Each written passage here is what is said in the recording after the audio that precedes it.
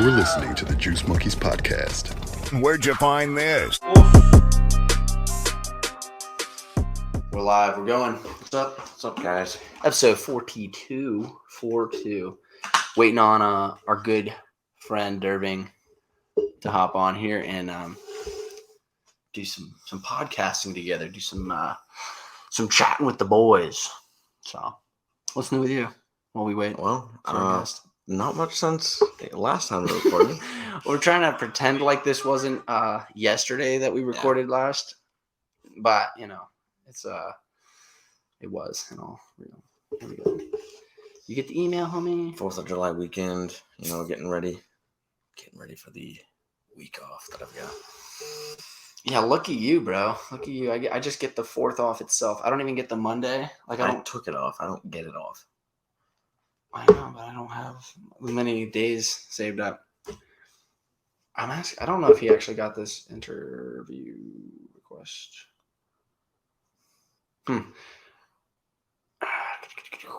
Whatever. Had the PBJJF today. Yep. I know we mentioned that yesterday.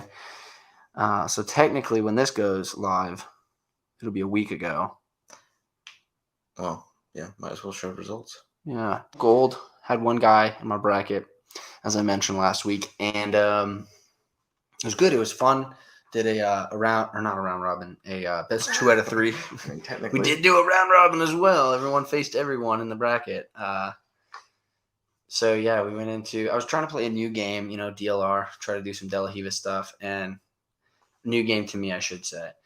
And the guy smashed my De La Riva really quick. So I need to work on that. But I just resorted to single leg X and got a couple points. I got a sweep, I think, and then he got a sweep again, and then I believe I got a sweep, and then I finished that first match with a straight ankle.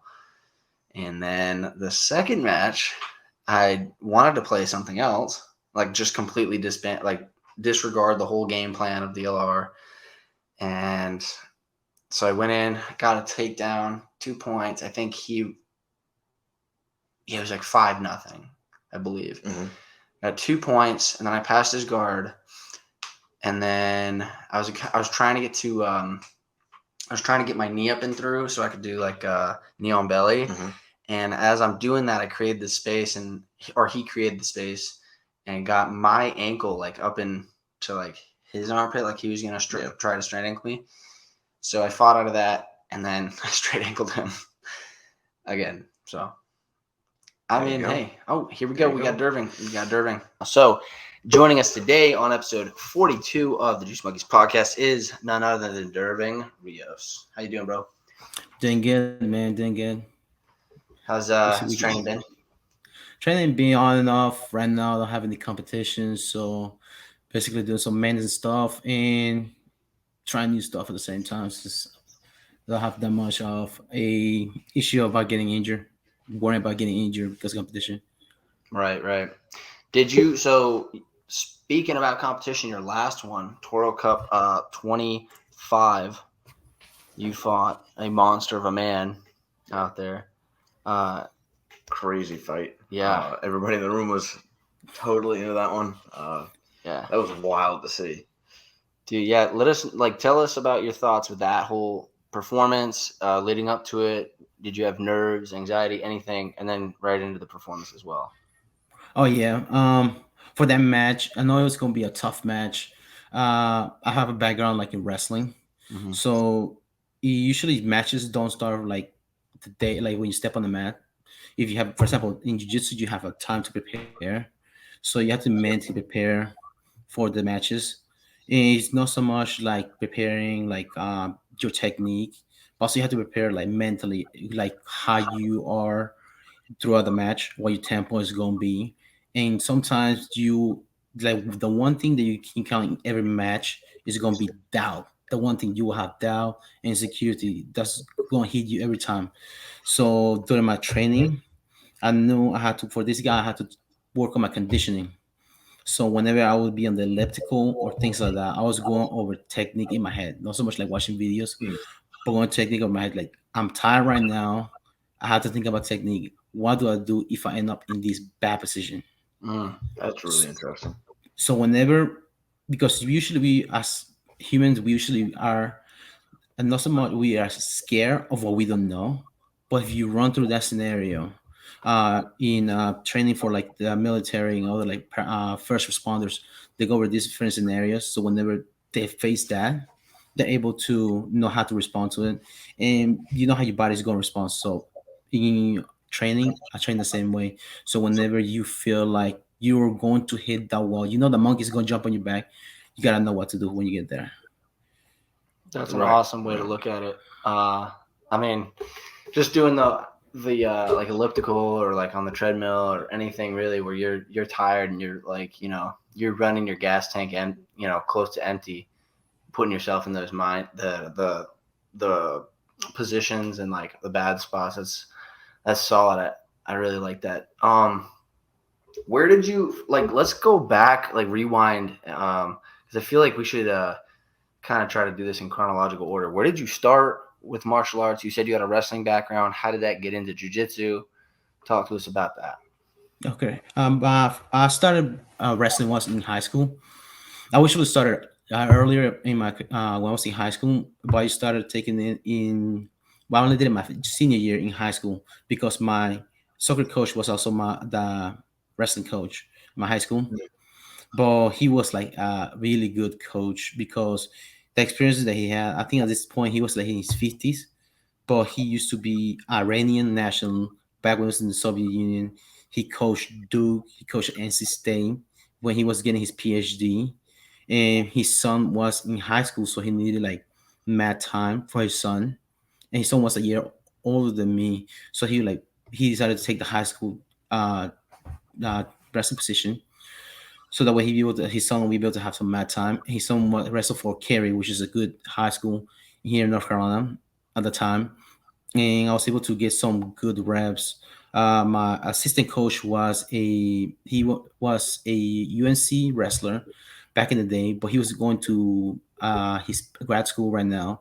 But he wrestled on their Cary Cola, and they have a lot of experience. So I was lucky to have like good people around me to learn. But I wish I would learn it earlier because I only did it my senior year, and I was able to go to different camps in NC State. They used to bring a lot of good people like Dan Gable, John Smith, Bobby Weaver, Ken Shertoff, Cal Sanderson. All of them used to come here, so I was able to like be exposed to them. But I didn't know like how good I had at the time. And then after I was finished high school, I know I wanted to keep going doing wrestling.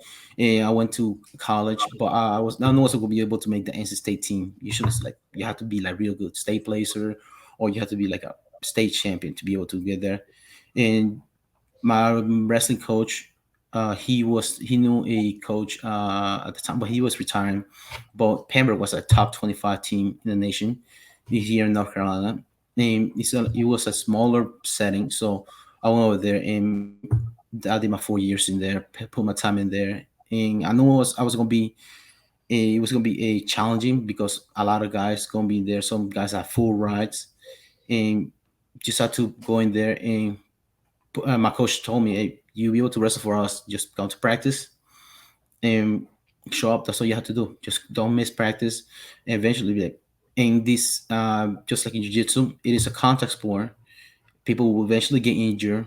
People will break and things like that. They might not be able to show up. Like, and you also have seen they have those what they call a practice all stars or practice all American, which they're good in practice, but when the lights are on, they're not able to perform. So that's why I say with like to start my martial arts was in college, and then I was part of fraternity like Latin if I was in college, and one of my fraternity brothers he was a blue belt at the time in Knoxville, Tennessee, on the Josh Cates. He was a black belt on the Hermes Franca. He had a match coming up, MMA match coming up. It was the spring break of 2011, and he told me, "Hey man, I have a wrestling camp. I have a MMA camp. I need somebody to help me with the wrestling." And that's when I was introduced into jiu-jitsu. And I knew I was like pretty decent in grappling. I was able to take down all Americans in the wrestling room I was in. I was able to be like people like that. But whenever I was into jiu-jitsu, I was getting strangled every 2 minutes. And there's just like, oh, this is something I'll have to learn now.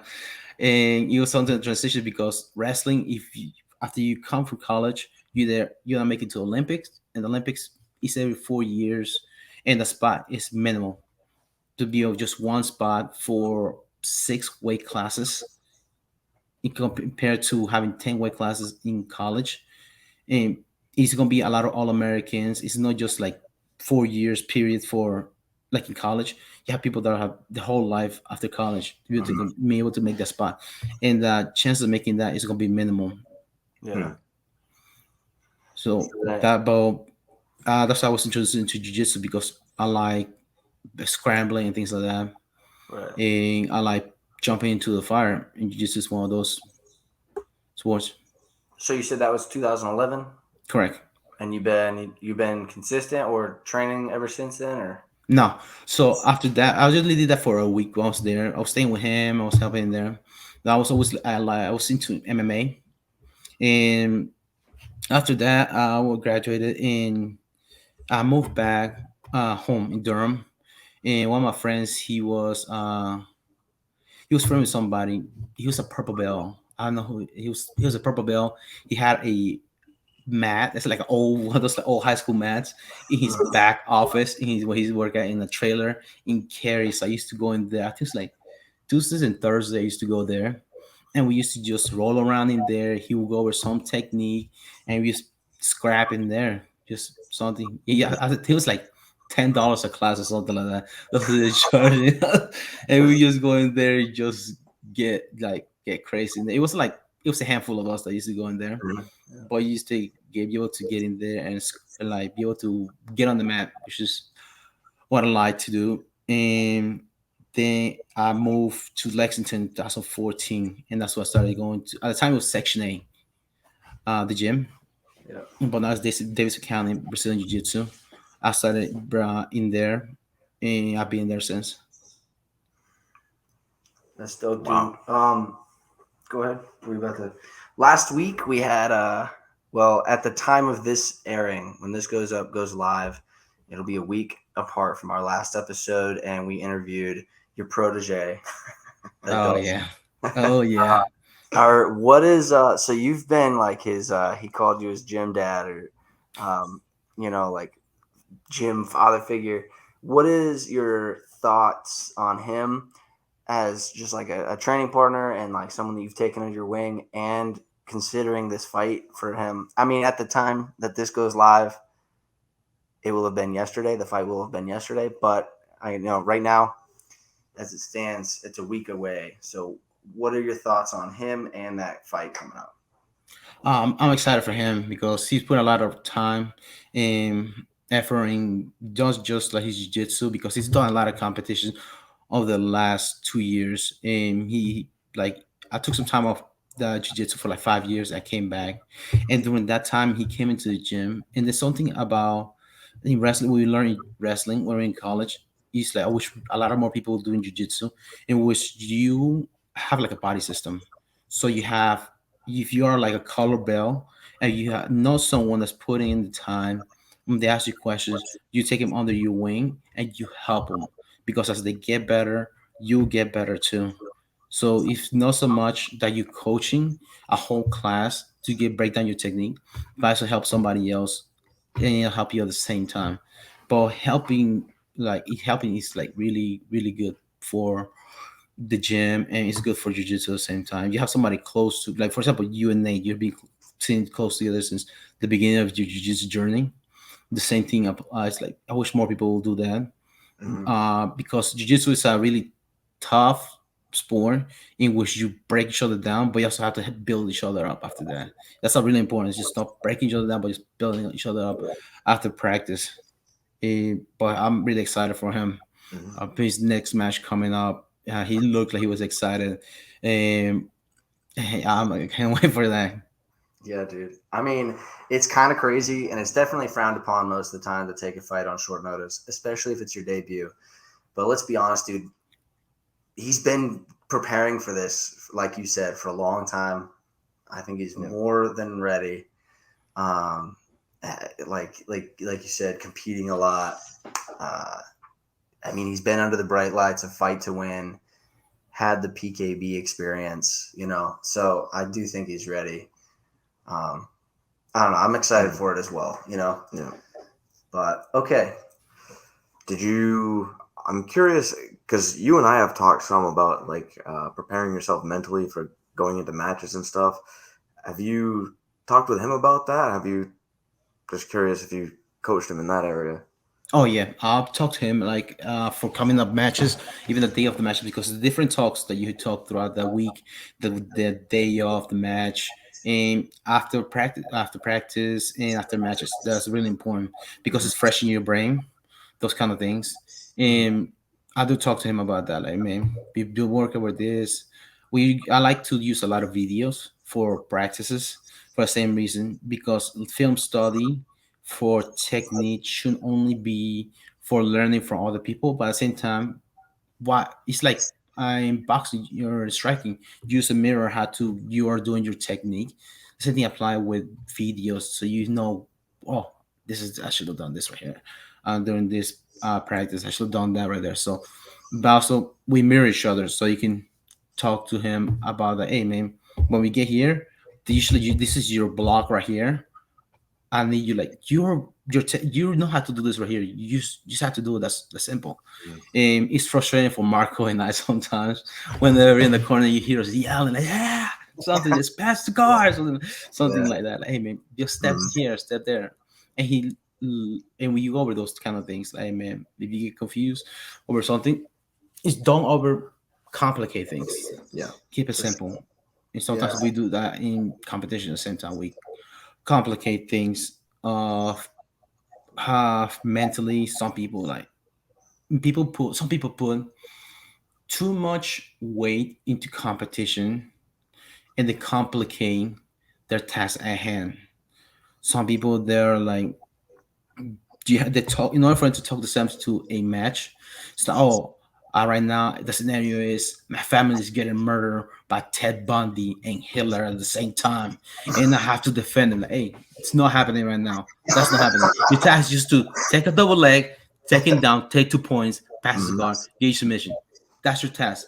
If you put too much weight on certain things, you're gonna forget what you have in hand. Don't make it too complicated. You know what? The hardest part of your competition should be the practices leading up to that competition.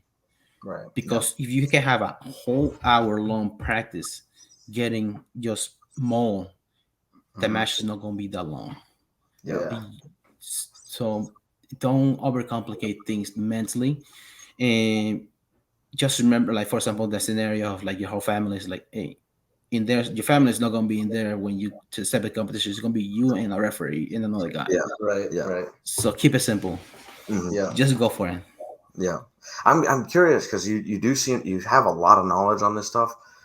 Did you acquire this from like studying or was this from wrestling? I mean, I'm sure it's a combination of both, but what has helped you gain that kind of knowledge?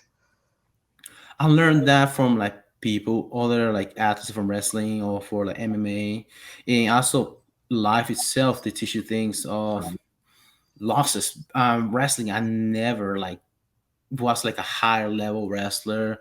Wasn't like I was like team member, but I wasn't like a all American on the mat and things. And you learn from those things. And if you learn how to lose, not so much. It's kind of like accept the losses, but then let it burn you. Because it's like a holding onto the Titanic while you're trying to swim at the same time. It's gonna pull you down. Yeah. Some of those things, and it's gone. No pun intended for the submarine that happened a few weeks ago. Let go of certain things, okay? Don't want to go back there. Yeah. Just let it go. But yeah, you have to learn. You have to learn how certain things like learn from them. Let it burn your stomach. Like my wrestling coach has said, and just learn from them because uh, every loss in life, other than death, is psychological. Yeah. It's just in your head and certain things. If it's psychological, your body will physiologically respond to those kind of things. And if you know how your body's going to respond to those things, you have to find a kind of like a reset button or something like that to be able to respond. So your body will be able to respond to those scenarios. So you're just like you're planning, and you know that just pretty much like the worst case scenario that your body is gonna react, and you're just ready for it, and you're planning for it. You know what to do. Correct. Um, It's kind of like that scenario of the people, your family getting killed, but it's actually your body is the family, which like that's all you gonna need at the time of the competition. Yeah. It's not because you be able to know. For example, when was my last match, I was going with that guy in the middle, and I was thinking about preparing for the match. I was like, man, I have this breakdown, how to be able to get to him, get to submission, and I had a talk with Matt Walker the week off, and he was like, man, if I was you, it's gonna be 5 minutes. You don't be able to score any points. Just don't let him take you down. And 5 minutes scoring point comes, and just score on them. Just score him. Make it a boring fight if you want to, because you'll be able to beat him. Your condition is there, and you just go from there. And that's what I did. But in the middle, I did this like 3 minutes in. My neck was so sore. He just snapping my head down and snapping my head down. So, like, dude, like, I was like, dude, he's about to take me down. And it was in my head. And eventually, like, I think like 4 minutes in, he was able to blast me, and I hit my knee. And I was like, oh no, he's coming for me. But I was able, like, but I've been here before. I've been taken down before. I'm able to, like, for all the better wrestlers and all the better competitors, I've been here before. So like, it's not that hard. So he was almost took me down. I knew that was gonna be in my head that, oh man, this stuff is getting tough. I might lose right here. But any match that you step on is 50-50. You win or you lose. right. So just do what you have to do. Find a way to win, because that's your job. Find a way to win, not find a way to lose. If you keep thinking about a way to lose, guess what? That's what's gonna happen. Yeah. My wife and I just had that conversation, I think today. If you're like, if you're thinking about that, or if you're trying not to lose, you're probably going to lose. If your mind is like focused on winning, the statistics show you're a lot more apt to win, you injured yourself, or he injured you in that match, right? Correct. I don't know if you had the presence of mind to remember or see when exactly it happened, at what minute or what time. Do you know, like, roughly when it happened in the match? Oh yeah, I went over my match because I like to go over my matches just like I go over my practices. See, because I like the win, I like the losses, but for the winning or losses, you learn from it, both of them. So, but I went back into the match, and 2 minutes in, I was working on the underhook. And then I remember, well, this guy is taller than me, so it doesn't matter if you throw an underhook. Somebody's taller than you, just have to stand up, and it's gonna be a shallow underhook, and he just torqued my elbow and he just picked me up. And he was like, I was lucky that he wouldn't keep that position, because it was gonna be game over from there. My elbow and shoulder were compromised from there, and I didn't have a right hand for shooting after that. Wow. So because I had my subsing goes on my right side, and he was compromised from that. I knew that. Wow. That's crazy. I didn't realize it was that early. It was, so you had 8 minutes left to play without your whole right side. Yeah. That's So wild, dude. just from there, I knew that my right arm wasn't able to attack, but had the rest of my body to defend. So if I wasn't putting myself in a bad position, I know he wasn't able to get there. I know he was trying to get a knee pick on my left side. In order for him to get that knee pick, he has to get an underhook on my right side. But every time I try to get an underhook, I will swim in, and he would try to torque my elbow back again, but I just roll my arm out of there. He would be able to torque it, and I'd be able to get it back out. And his move was gone. I know at the beginning he hit one knee, but also wrestling awareness was he had his shooting leg on the mat. So if you're wrestling, if you want to see somebody and the shooting knee is on the mat, he's not gonna be shooting on your leg, because his knees does all the power that he had is already touching the ground. So it's like, oh, he's not going to shoot unless I just circle away from there. And I'm in a good position. I'm able to like pass his guard or something like that. He had a couple of positions that he would be able to beat me, but it's just matter of just be able to like beat him one step ahead, because the takedown that happened was from that knee pick. I knew he was going to go for it, but he had an overhand. So whenever he did that, Ushimata sent him. It ended up being, was it 6-0? It's 8-0. 8-0. 8-0? Yeah, because it was 6-0. It was 10 seconds left. In I know in matches when people hit certain spot, even like in practice too, 10 seconds left, some people just either let go of the gas or they have the last dive trying to score. He's 6 points down. He's trying to get a takedown, trying to get a submission to me. The only way he'd be able to win. So, and then you hear Marco on the corner, don't get lazy now, don't get lazy now. Just to like, my wife, he was like, man, Darren's gonna kick his ass whenever he gets out of there. I was like, no, he know what he was talking about because he knows like a certain position. I do get lazy, you don't want to get there.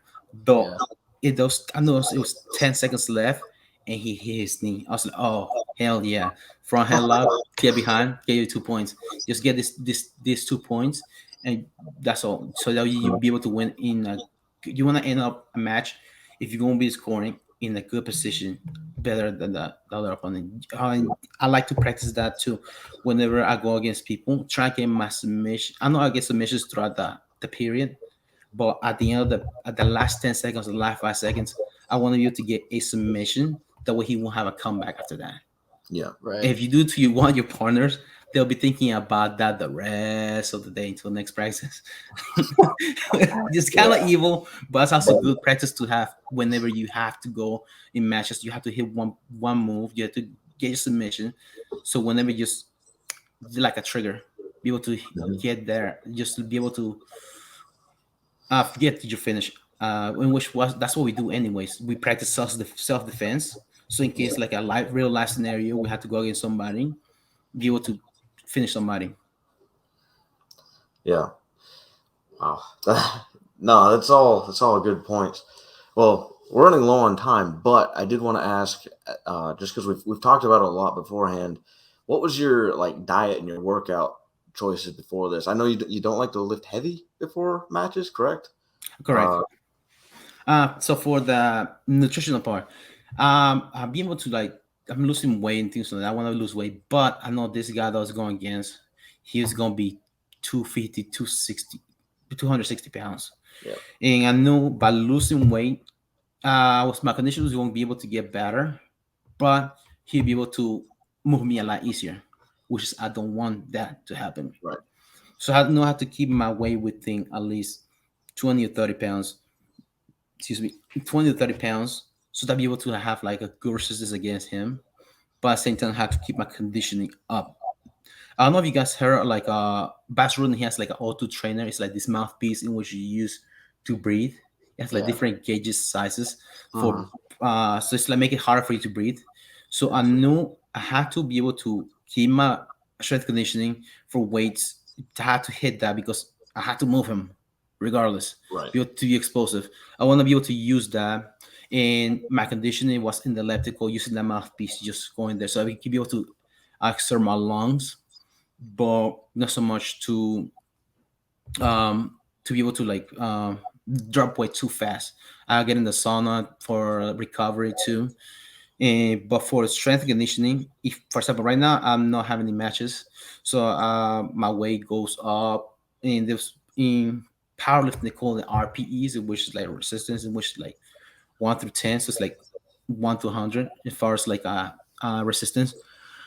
But they were when I'm like close to competition, I don't like to go that high. For example, like because you don't want. Just remember, if you're training for a competition, you're not training for weightlifting. The weightlifting is a supplement to be able to strengthen your joints and tendons, be able to be able to fast twitch muscle, be able to respond in different, and then also you find injuries along the way when you do your strength conditioning. But you also want to be able to hit your technique whenever the competition comes. So if you're going to competition that week off, don't go heavy, but I do go hard in the on the mat when it's competition, more competition, or if it's like closer to the competition, I like to get my reps as far as drilling, faster tempo, so be able to hit those be those. So it reduces the resistance, but your intensity is still high. Be able to hit those moves. Yeah. So you mentioned not being able to, or not being able to, but just no competitions soon. When can we expect to see you back, dude? We got a Toro Cup this August 5th. There's going to be another Toro in October, end of October, and then we have all the East Coast Fight to Wins, and I'm sure you're trying to get on one of those. But when can we expect to see you back on the competition mats? I have to see because I have a little one coming up in September. That's right. So I have to prepare for that. I'll still be able to like help some of my teammates prepare for competitions. But for our competitions, probably going to be after that. Because I'm pretty sure Mike is aware of sleeping schedule with a newborn is hit or miss. There isn't one. There's just no schedule at all. It's just all over the place. Yeah. Dude. So but luckily, I have my superpower is falling asleep on cue.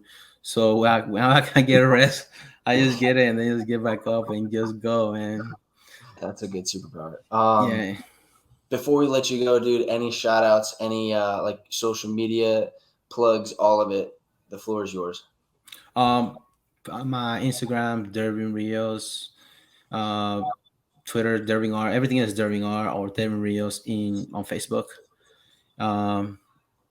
And that's all I have right now. Marco and I, we're trying to work on our own podcast stuff, but we have to figure out how to do that as far as our schedule because schedules are different. But we'll figure it out. But so right now it's just Instagram, Twitter, Facebook, not TikTok yet. I'm able to get my dance move to be that good. Hey, well, when you get the podcast going, make sure you let us know. We'll put it on the Juice Monkeys stuff. So yeah. Sure will, man. Sure will. Be able to put in the Juice Monkeys network.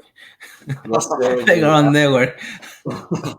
Well, bro, it was a pleasure having you on. Had a great time. Hey, man, always glad to see you. Good seeing you on the mats. Good seeing you on the cast. Finally, after all this time. Yeah. Sorry about that, by the way. Yeah. Like Bernardo Faria would say, it's a huge honor being on this podcast. Yes, sir. All right, dude. See you, man.